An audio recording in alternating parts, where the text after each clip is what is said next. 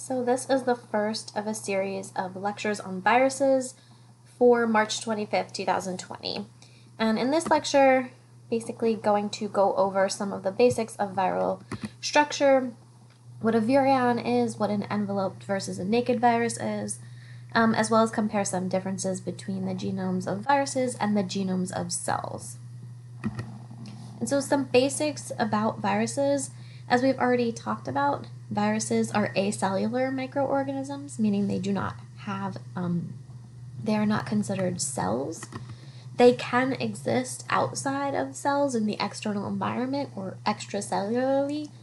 In this case, they are considered inactive because in order for a virus to multiply, it requires a living host cell. And that is because viruses lack an independent metabolism.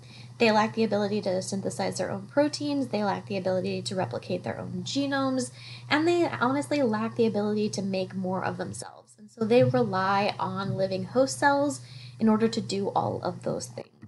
And the reason that I'm recording this lecture right now is because, as we also know, viruses can be infectious agents that cause major diseases, like COVID-19. And viruses are able to infect not only eukaryotic cells, like human cells, but all different cell types, including archaea and bacteria. So viruses can infect all three domains of life. And a virus, a complete virus particle, is known as a virion. And virions can range in size from 10 to 400 nanometers. And so on the right, you can see an image of different virions drawn to scale. So on the bottom, you can see that the scale is 1 micron or 1 micrometer, and there's some obvious differences in size between different virions. HPV or human papillomavirus is much smaller than, say, vaccinia virus, causes chickenpox, or Mimi virus over here, which is very large. But in spite of the diversity of the structure and shape and size of these virions, all virions do share several components, one of which is that they have to contain a nucleic acid. The nucleic acid can be DNA or RNA, and all virions also have a capsid, or a protein coat that enwraps or encloses the nucleic acid of the virus and protects it from the external environment. And these capsids are made of proteins called protomers. And so if you have a nucleic acid and a capsid, technically that's all you need to make a virion. However, there are some types of virions or some viruses that have an additional layer outside of the capsid, which is called an envelope. And this envelope is made of lipids, and it's located outside of the capsid. And so here in this picture on the bottom, you can see a non-enveloped virus with the capsid in purple and the nucleic acid that is protecting in red.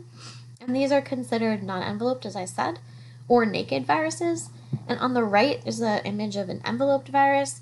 It has the nucleic acid and capsid as well, but it also has an additional lipid layer in orange outside, which is the envelope. And whether a virus has an envelope or not is really just dictated by what type of virus you're looking at. So different species will have either requirements or no requirements for an envelope. But a virus will not just acquire an envelope out of nothing if it doesn't normally have one. And so the capsids inside of the envelope or the capsids that enclose the viral genome can have different shapes. One of which is known as helical. Helical capsids are basically just hollow tubes of protein around a helical piece of either DNA or RNA that makes up the viral genome. And these capsids assemble directly around that helical genome, and so it's kind of illustrated nicely on the bottom. This spring-like structure is the virus genome, either DNA or RNA, and each one of these individual green subunits is a protomer that's added in a helical shape around that genome to make this helical capsid. And helical capsids can be really rigid and stiff, or they can be somewhat flexible. Usually this is dictated by whether they have an envelope or not. So naked helical capsid viruses, or ones without an envelope, tend to be more rigid, whereas a helical capsid that has an envelope is usually more flexible, so that capsid can be folded and packaged inside of an envelope. And one example of that is the influenza virus. And so if you use the HHMI Virus Explorer that's posted on Moodle, you can actually see cross-sections of the influenza virus to see more about how that looks, how the helical capsid can be folded inside an envelope. And so in addition to a helical capsid, some viruses will have a icosahedral capsid, or basically a polyhedral capsid. An icosahedron is a 3D structure that has 20 triangular faces and 12 vertices, which are marked in yellow up here on the right. Each of these capsids is made of ring-shaped units called capsimers. The capsimers are basically just polymers of 5 or 6 protomer subunits, and those are put together in this specific structure. And this icosahedral structure is actually a really efficient way to store a lot of things in a small amount of space. And so what the viruses are storing is their genome, and they're doing it in a really effective way by using this shape for their capsid. And in addition to helical and icosahedral capsids alone, there are some viruses that actually have capsids that combine both of these different shapes into one capsid. This is known as a binal capsid or binal symmetry. And one example of a virus that has binal symmetry is a bacteriophage, or a virus that infects bacterial cells. And these viruses have icosahedral heads, which you can see up here, and then they have helical tails. And so you can actually combine the two different virion symmetries to make one more complicated or complex virion. And there are a lot of other different complex symmetries that viruses have, but this is just one example to give you guys an idea of a different type of symmetry. And so if you're talking about a naked or non-envelope virus, all you really have is the nucleic acid and then the capsid surrounding it. But some viruses have an additional layer outside of that capsid called the viral envelope, which is a membranous structure that's made up of lipids with embedded carbohydrates and embedded proteins. And the lipids and carbohydrates that make up the viral envelope are actually derived from the host cell membranes, either from the plasma membrane or from membrane-bound organelles like the ER and the Golgi.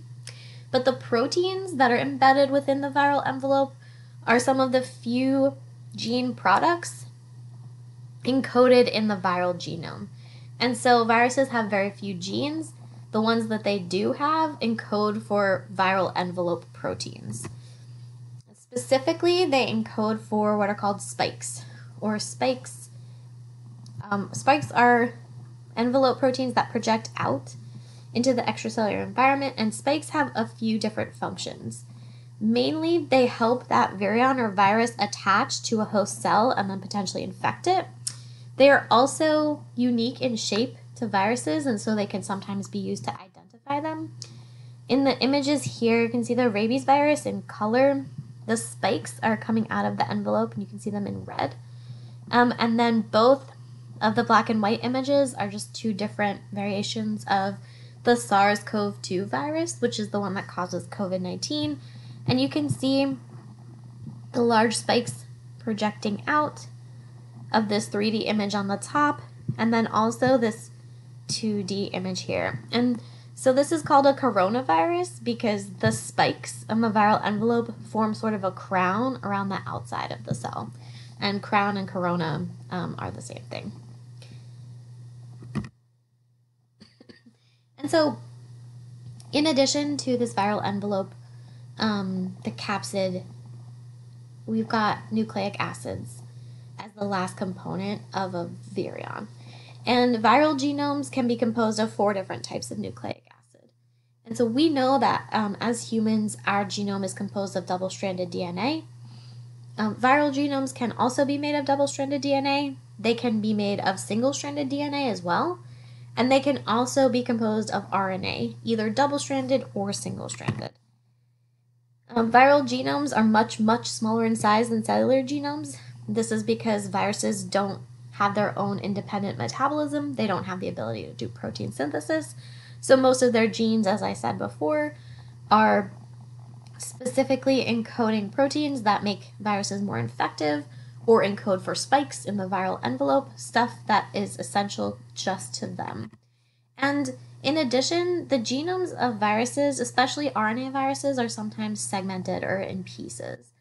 And in the case of these viruses, they're made of several segments, and each segment of that genome encodes just one gene. And so if you look at this picture up here on the right, this is actually a virus that has 1, 2, 3, 4, 5, an 8-segment genome, which likely encodes for only 8 genes in total.